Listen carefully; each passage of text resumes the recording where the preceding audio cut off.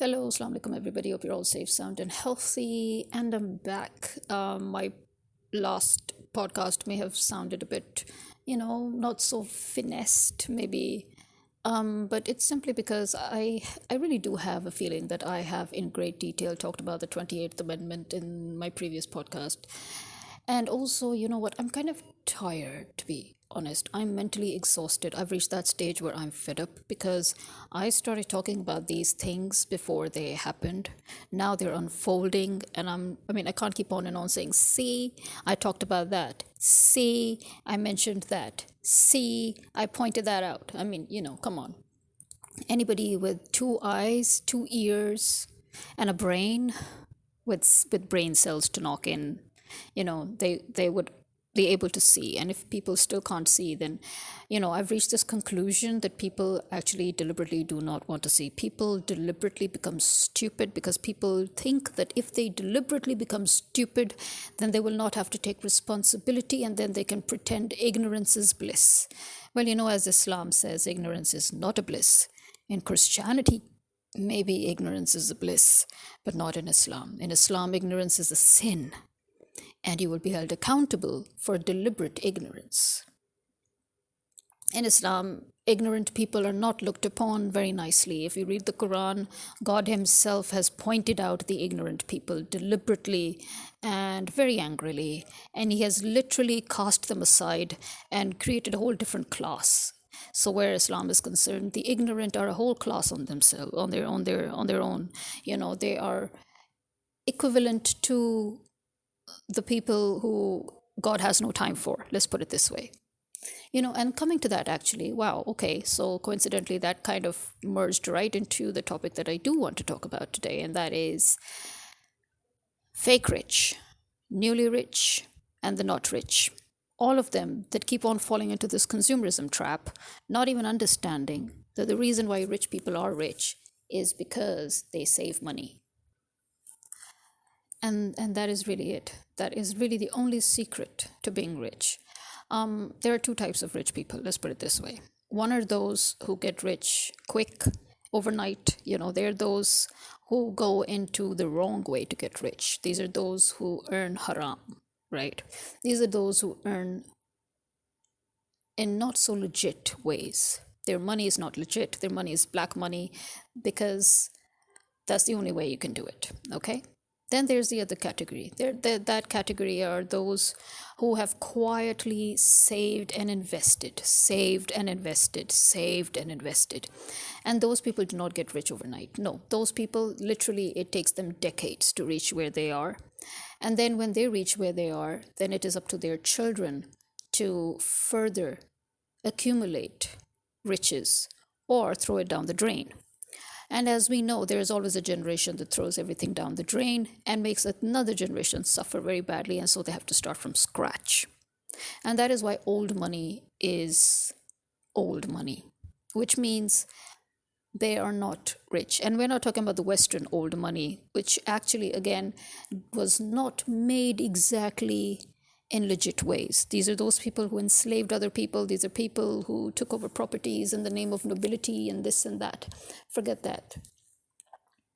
And on our side of the world, old money are those people who for ages and centuries have been very quiet, respectable families that have had familial wealth,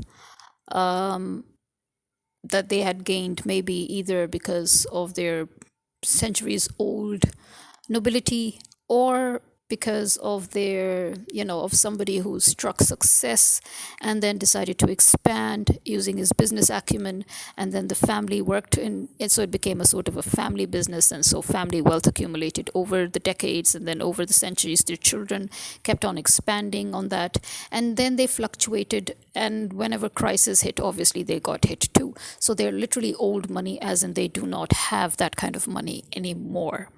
And you will see a lot of those people, and you recognize them by the fact that they do not have that kind of wealth anymore, but the way they sit, the way they stand, the way they talk, the way they wear stuff, their sense of etiquette, social manners, general manners, how they give importance to education, how they give importance to etiquette. In all of these things, you can see that these are people who probably come from old money. So, in our part of the world, old money literally does mean old money, because these are people who once upon a time were probably amongst the richest, maybe the elite class, but they no longer enjoy that status, right? But because they've got their priorities right, so it doesn't matter to them whether they enjoy that status or not. And their priorities are education, earning money the halal way, giving importance to etiquette, giving importance to social manners, giving importance to the way you speak, the way you stand, the way you sit. Again, as I said, people have more and more discarded these things, thinking that these are rules and customs that are not important. And as we can see the repercussions, and I've talked about it many times, we can see the consequences of it. And now we do realize that no, it is important. Etiquette, especially in our religion, etiquette and social manners, they're very important. In our religion, the way you talk, the way you sit, the way you stand, yes, they do matter.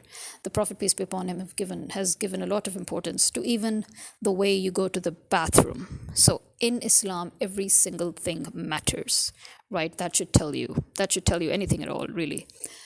Now, again, as I said, the consumerism trap. The consumerism trap is something that the rich, or the genuinely, the people who have lived through all of that, and who have got their priorities right, they know that this is a trap. This is a trap that has been designed to keep the poor in a vicious circle of poverty. It is designed to strip those who are striving to reach a certain economic status in their life, to strip them of maintaining that status, so that they keep on feeling that they need to have a lot of material accumulations in order to fit into the society that they want to be a part of. The desperation to want to be a part of that society in itself is a consumerism trap. And why would you want to be a part of the elite today, especially when, as I said, today, the elite that you see, that 1%, they're not good money. They're definitely not good money. They are of that class of people who use any and every corrupt means to get rich and to maintain their riches. But even they know that consumerism is a trap, and even they don't fall for it, and they don't spend so much money on things that are not worth it. They also basically maintain their wealth in the same way as any rich person does, and that is by saving and investing. Saving and investing. Saving and investing. When you make investments, it helps accumulate your wealth, because cash devalues, money devalues. Okay, now where to invest, how to invest, this is again where, as Muslims, you would look into Islamic teachings, where there is a whole code of business law, right? There is a whole section on business law which tells you how to make investments, where to make investments, which are legit, which are not legit, what to work on, what not to work on. Distribution of wealth also, as you can see in Islam, there is this whole big again, this whole big section on distribution of wealth, on how taxes should be taken and maintained, how zakat and sadaqah and the jizya and all the various taxes and levies that are imposed, how they need to work. And according to the Islamic law, most of the taxes that our governments actually impose on us are illegal. They're illegal taxes. And as you can see, our government has also now begun a bullshit tax. Yes, please, as I said, listen to my previous podcast. It's an honest to God, actual bullshit tax. They're going to tax you for cow dung. Then they've announced that they want to tax vloggers. They want to tax social media content creators. And again, that tax is not going to be fixed. No. They're going to decide the tax any old day, any time, and they will take whatever they think is befitting as per the money earned per month or even per day. It's up to them, right? Hell, our government has been taxing non-taxable payments. Imagine, non-taxable payments. You have payments, because there's a threshold above which you start getting taxed. If you earn below that threshold, you don't get taxed, but you find out that your money gets, your money gets deducted in the name of taxes. So what do you expect? I'm sure they're looking for ways to try to tax us on breathing. Don't worry. With the help of America and Israel, they'll come up with a way to tax people on breathing as well. Don't you worry about that. Soon they're going to tax us on death too. Yes, don't worry on that too. Soon we won't even be able to bury the dead because of them. So, this is the kind of people that we're dealing with. This is the kind of madness that we're dealing with. And this is why, again, you understand why religion is important. This is why you understand why divine law is important. This is why you understand why rules are important. So, yeah, this desi bimari, this sickness, this illness that our people in the subcontinent have, that literally reflects on their mentality, on their poor, enslaved mentality, where especially a poor man,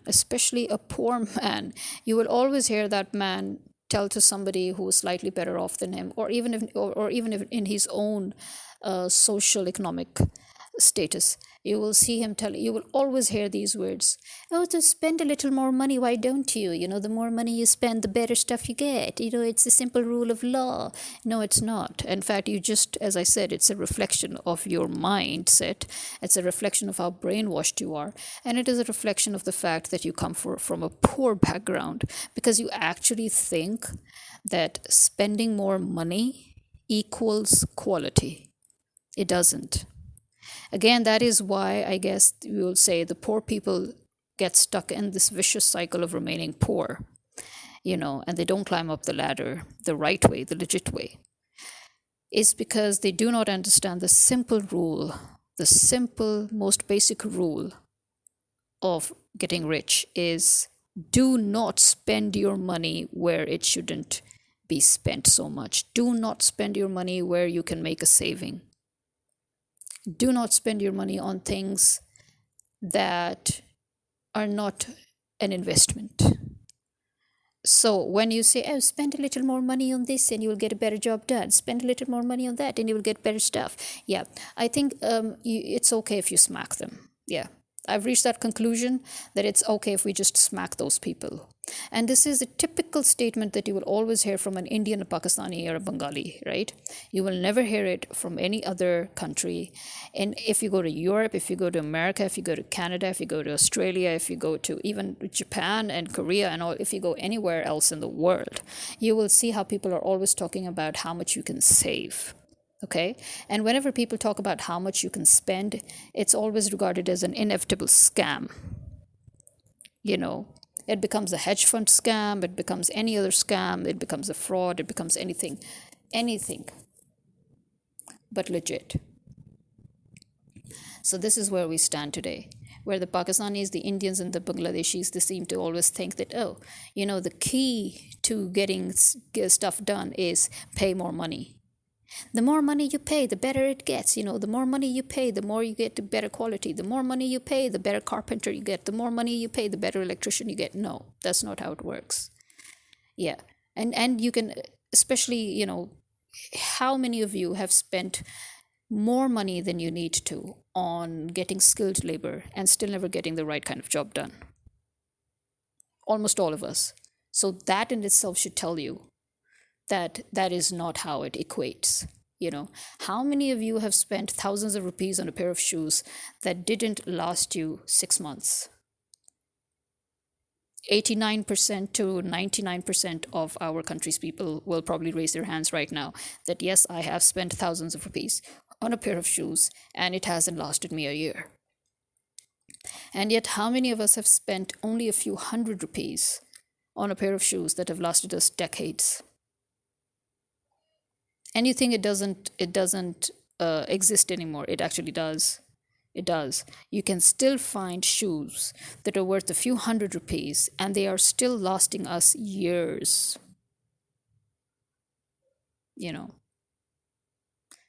And just to prove my point, I have actually done both. I have spent thousands on a pair of shoes and I've spent just 100, 200, 300 on a pair of shoes. And guess which one lasted? Yeah. So spending money does not equal quality.